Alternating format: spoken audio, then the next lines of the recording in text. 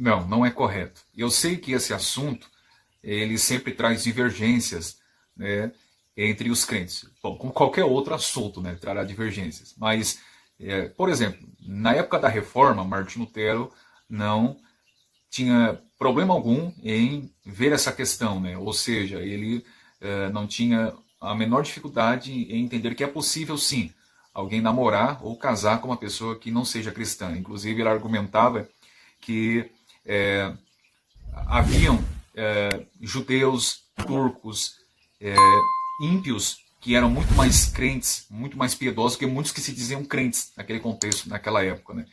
Bom, mas eu penso ainda que o cristão bíblico deve argumentar primeiramente sempre com a escritura na mão, e não com um pensamento de Martinho Lutero, por exemplo.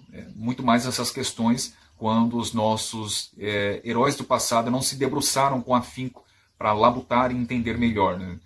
A igreja, ela se debruça para produzir tratados, compêndios, para trabalhar em teologia sistemática, para produzir boa teologia, quando ela enfrenta os seus conflitos, né? Ou seja, quando a ortodoxia está sendo assolada, aí sim existe a necessidade de se trabalhar. E na época de Lutero, Lutero não tinha pretensão em se debruçar sobre esse assunto, sobre essas questões, né? Ele trabalhava outras questões, como por exemplo a justificação somente pela fé, e talvez por isso ele argumentou nesse sentido, sobre a possibilidade de casar com uma pessoa que seja cristã, que não seja cristã, e ainda assim ele não tinha nenhuma dificuldade em entender que não era errado. Talvez porque Lutero não se debruçou para entender melhor essa questão, né? Haviam outras questões muito mais urgentes e importantes para ele trabalhar. Mas quando olhamos para a Escritura, embora essa questão do namoro não era algo que existia como existe em nossos dias, né? Mas parece que a Bíblia lança alguns fachos de luz sobre essa questão.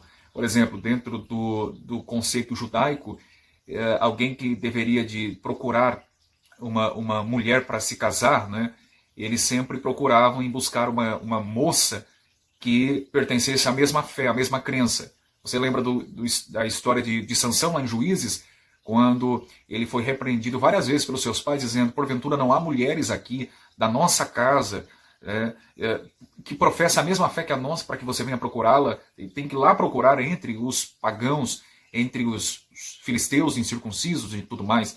Então parece que a Bíblia lança algum facho de luz sobre essa questão, dizendo que o correto é o cristão procurar uma pessoa que professa a mesma fé e que também seja crente. O apóstolo Paulo, escrevendo a primeira carta aos Coríntios, ele destaca que na questão de quando morre um cônjuge, o outro cônjuge está livre para casar com quem quiser. E Paulo não para por aí, ele diz assim: contanto que seja no Senhor. Em outras palavras, que seja crente, que seja fiel ao Deus bíblico.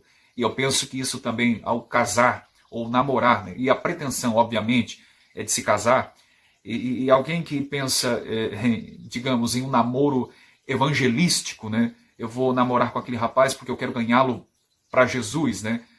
Eu penso que mesmo que, se existir essa possibilidade de se vir a se casarem realmente, isso trará problemas, né? Quando se deparar que haverá conflitos de ideias, né?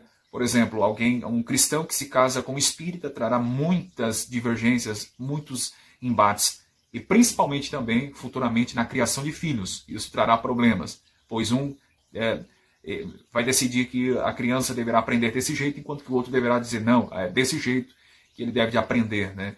E deve de ser ensinado. Então eu penso que é muito difícil existir essa possibilidade de namoro de um crente com um descrente e depois, posteriormente, vir a casar dessa forma. Eu penso que um crente deve procurar sempre um crente e procurar detectar se as virtudes que a Bíblia apresenta, que se espera de um homem de Deus e de uma mulher de Deus, ele ou ela preenche, para que dessa forma possa dizer: este realmente é um rapaz, é uma moça de Deus, futuramente será um bom pai, um bom marido, uma boa esposa, uma boa mãe, e assim por diante. Ok?